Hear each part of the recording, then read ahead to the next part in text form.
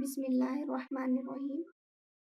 حدیث حضرت عبداللہ بن عمر رضی اللہ عنہما سے روایت ہے کہ رسول اللہ صلی اللہ علیہ وسلم نے ارشاد فرمایا، کیا میں تمہیں وہ وصیت نہ بتاؤں جو حضرت نوح علیہ السلام نے اپنے بیٹے کو کی تھی؟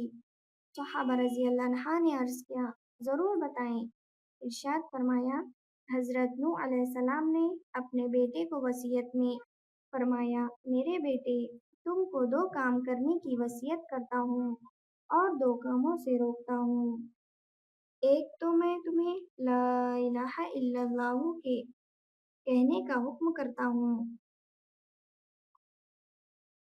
کیونکہ اگر یہ کلمہ ایک پلڑے میں رکھ دیا جائے اور تمام آسمان و زمین کو دوسرے پلڑے میں رکھ دیا جائے تو کلمے والا پلڑا جھک جائے گا، اور اگر تمام آسمان و زمین کا ایک گھڑی ہو جائے تو بھی یہ کلمہ اس کو گھڑے کو توڑ کر اللہ تعالیٰ تک پہنچ کر رہے گا۔